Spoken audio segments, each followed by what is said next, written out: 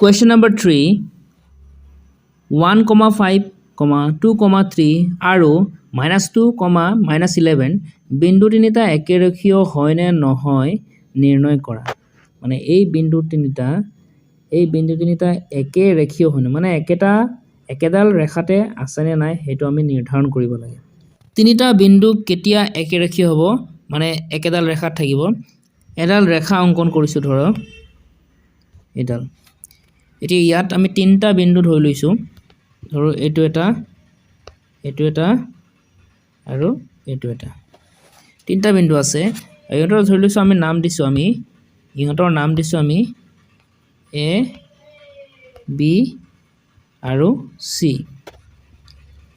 এতিয়া এই বিন্দু তিনিটা একেডাল ৰেখাতে আছে। তেতিয়া এইটো একেটা ৰেখাত থাকিলে কোনটো কথা সত্য হ'ব?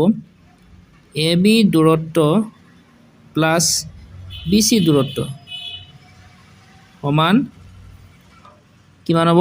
AC। এই কথাটো সত্য হ'ব।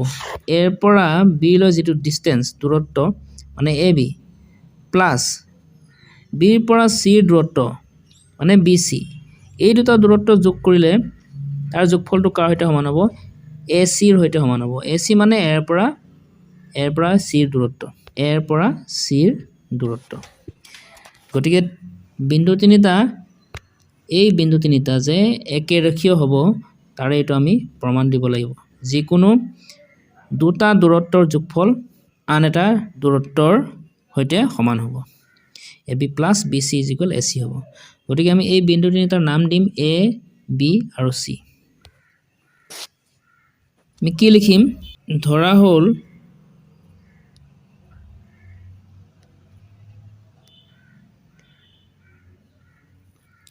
প্ৰদত্ত বিন্দু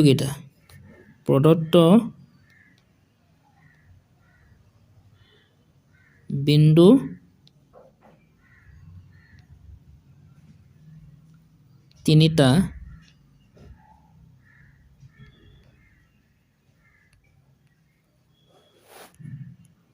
A15 প্ৰথম বিন্দুৰ নাম দিছো A, দ্বিতীয় বিন্দুটো B, 2 স্থানাংক কিমান? 2, 3 আৰু তৃতীয় বিন্দুটো C, -2, -11।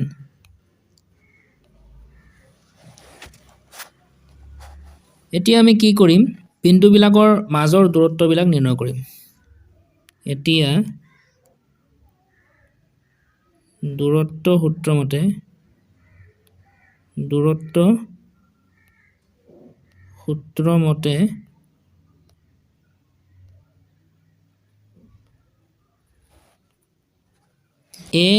A বিন্দু আৰু B বিন্দুৰ মাজৰ দূৰত্ব নিৰ্ণয় কৰিম। AB, ওকে, AB দূৰত্ব নিৰ্ণয় কৰিম।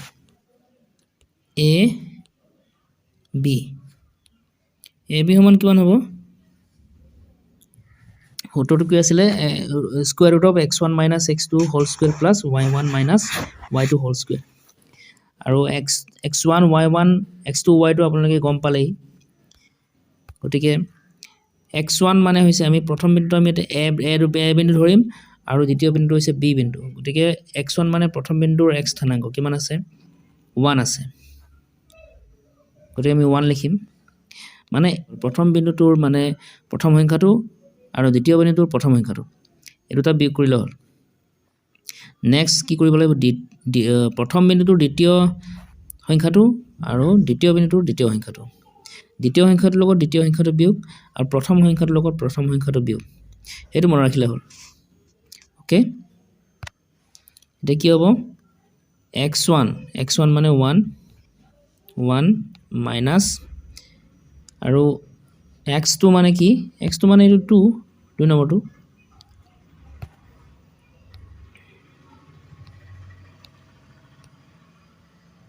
Plus y1 minus y2, y1 minus এইটো y1, এইটো y2, 5 minus 3 whole square কিমান হ'ব 1 - 2 এটো জানোৱে 1 - 2 1 পৰা 2 বিয়োগ কৰিব নাই 2 পৰা 1 বিয়োগ কৰিব লাগিব 2 1 গল থাকিলে 1 আৰু 1 ৰ আগত কি হ'ব মাইনাস চিন বহিব যেহেতু 1 তকৈ 2 টো ডাঙৰ 2 ৰ আগত ডাঙৰ সংখ্যাটোৰ আগত মাইনাস চিন আছে মাইনাস প্লাস 5 - 3 কৰো 5 ৰ পৰা 3 বিয়োগ কৰিলে 2 হ'ব 2 স্কয়াৰ কিমান হ'ব -1 হোল স্কয়াৰ মানে 1 হ'ব 1 মাইনাস চিনটো উঠি যাব আৰু 1 স্কয়াৰ মানে 1 প্লাস 2 স্কয়াৰ মানে 4 সো কিমান আছিল 1 plus 4 square root of 1 plus 4 মানে square root of 5 ইমান একক হল ab আমান কিমান পালো √5 একক নেক্সট আমি কি উলিয়াব লাগিব bc উলিয়াম বিন্দুকেইটা আমি আকৌ লিখি লওঁ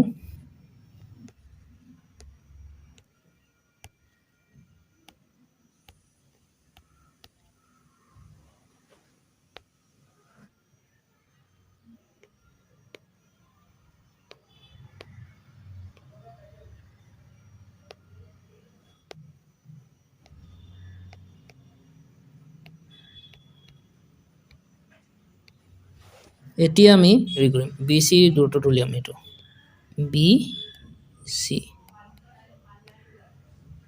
BC আমি কি বনাব B আৰু C বিন্দুটো চালে হল এটো x1 আৰু এটো x2 আৰু এটো y1 আৰু এটো y2 এই দূৰত্ব সূত্ৰ আমি প্ৰয়োগ কৰি গলে হল 2 minus again -2 আছে curly bracket plus 3 minus -11 3 minus -11 curly bracket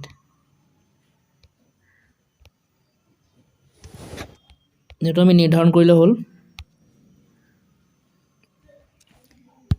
2 minus -2 minus minus একেলগে আছে minus minus কি হ'ব প্লাস হৈ যাব ঠিক আছে 2 plus 2 whole square plus 3 minus -11 minus minus দুবাৰ আছে গতিকে minus minus plus 3 plus 11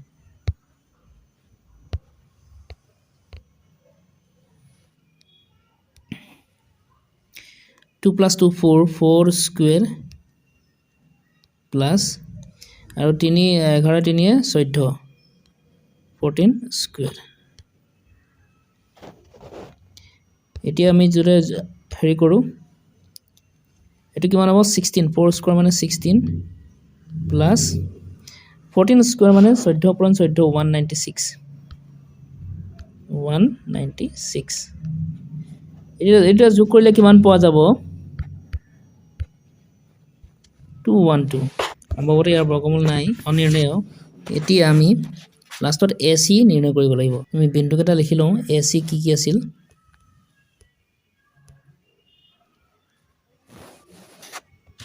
-1.5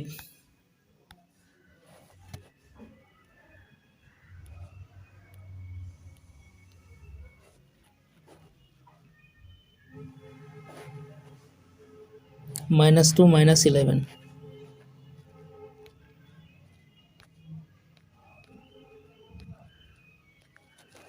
A আৰু C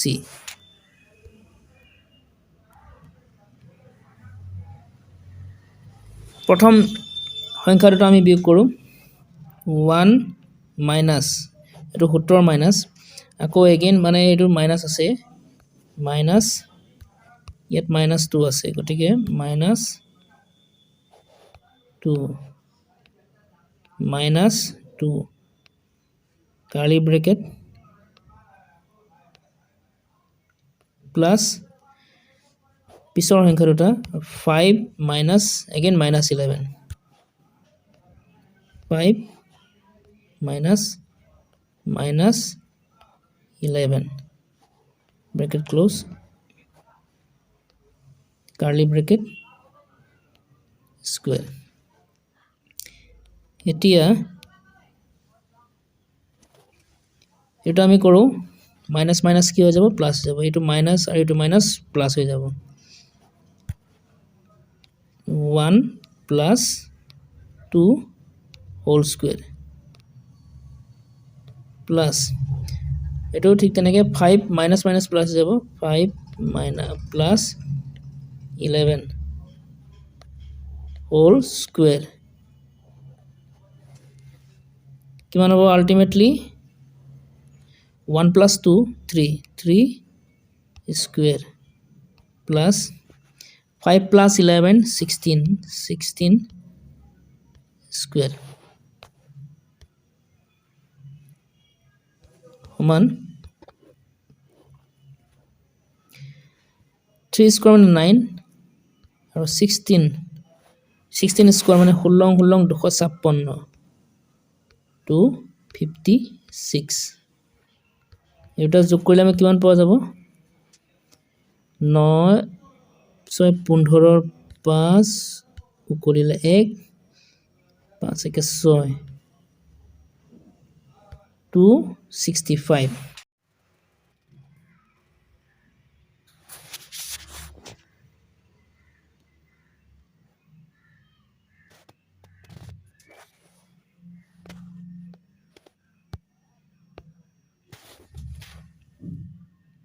so square root of 212 এটো আমি কেনেকৈ লিখিব পাৰো 4 পূৰণ 53 4 পূৰণ 53 4 ৰ বৰ্গমূল আছে 4 ৰ বৰ্গমূল হৈছে 2 গতিকে 4 টো 2 হিচাপে স্কয়াৰ ৰুটৰ পৰা ওলাই আহিব 2 আৰু 53 ৰ বৰ্গমূল অনিৰ্ণয় এটো নিৰ্ণয় কৰিব নোৱাৰো গতিকে 53 এনেকৈ থাকি যাব এটো ইমান পালো আমি ইমান একক এতিয়া আমি লাষ্টত AC নিৰ্ণয় কৰিব লাগিব AC নিৰ্ণয় কৰিব লাগিব তাৰে AC টো আমি কেনেকৈ নিৰ্ণয় কৰিম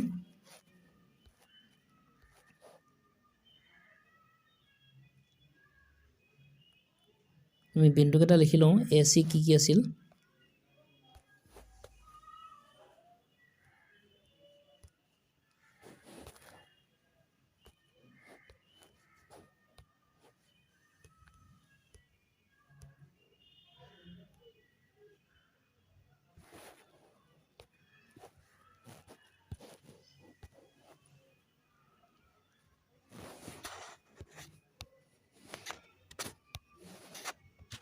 15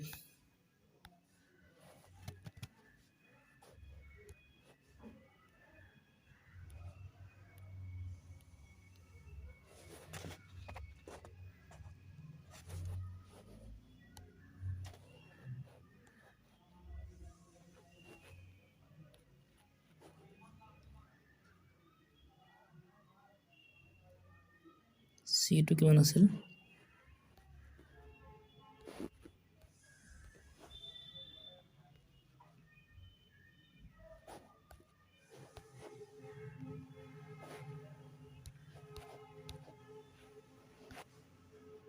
-2 -11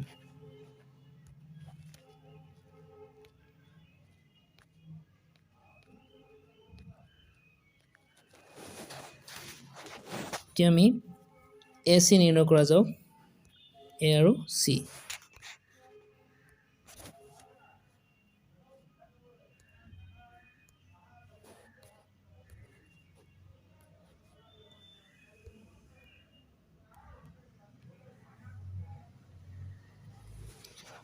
প্ৰথম সংখ্যাটো আমি বিয়োগ কৰো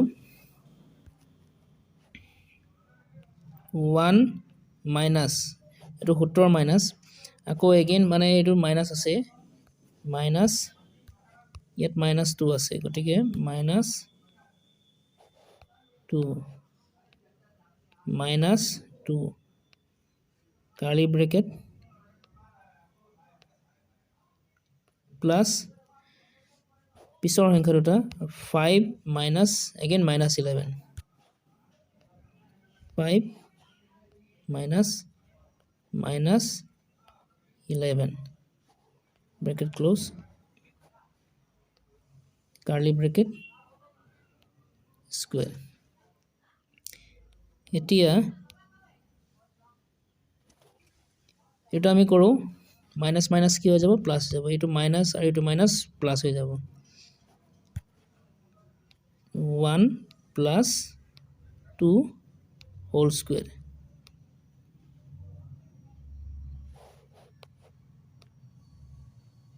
plus এটো ঠিক তেনেকে 5 minus minus plus যাব 5 minus plus 11 whole square কিমান হ'ব ultimately 1 plus 2 3 square plus 5 plus 11 16 square সমান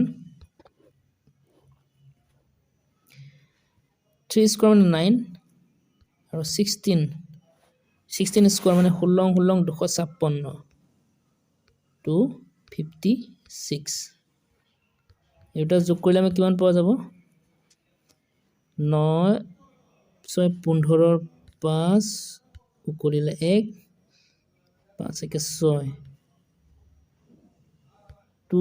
6 265 পোৱা গ'ল অৰ্থাৎ আমি কি পালো AB সমান কিমান পালো আমি √5 BC সমান কিমান পালো √212 আৰু AC সমান কিমান পালো √265 ইয়াৰ ভিতৰত সবাটোকে ডাঙৰটো হৈছে এইটো না AC মানে AC ডাঙৰ গতিকে আমি কি পাব লাগিব তিনিটা বিন্দু যদি একেৰেখীয় হ'বলৈ হয় তেতিয়া হলে যিকোনো এডাল ৰেখাখণ্ডৰ দৈৰ্ঘ্য আন দুডাল ৰেখাখণ্ডৰ দৈৰ্ঘ্যৰ যোগফলৰ সমান হ'ব লাগিব আচ্ছা ডাঙৰটো হৈছে AC সো AC দেখা যায় যে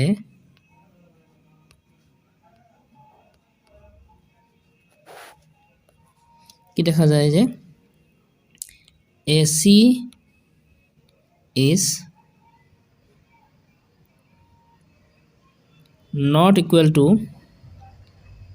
AB plus BC মানে AC দৈৰ্ঘ্য সবচেয়ে ডাঙৰ হৈছে AC গতিকে AC ডাল এই বাকি দুটা ৰেখাখণ্ডৰ যোগফলৰ সৈতে সমান হ'ব লাগিছিল AC যেটো AC আছে AC সবচেয়ে ডাঙৰ √265 আৰু এটো √5 আৰু এটো √212 তাৰ মানে আটাইতকৈ ডাঙৰটো হৈছে 265 গতিকে AC ৰ দৈৰ্ঘ্যটো কাৰ সৈতে সমান হ'ব লাগিছিল বাকি AB যোগ BC ৰ দূৰত্বৰ সৈতে সমান হ'ব লাগিছিল কিন্তু আমি এটো যোগ কৰি আমি এটো নাপাম মানে √5 ৰ লগত √212 এটো যোগ নহবই এটো গতিকে আমি কি লিখিব পাৰো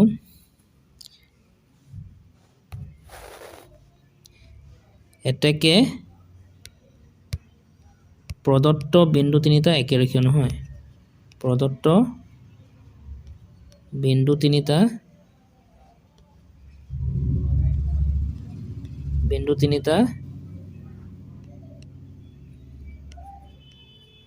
একেৰেখীয় নহয়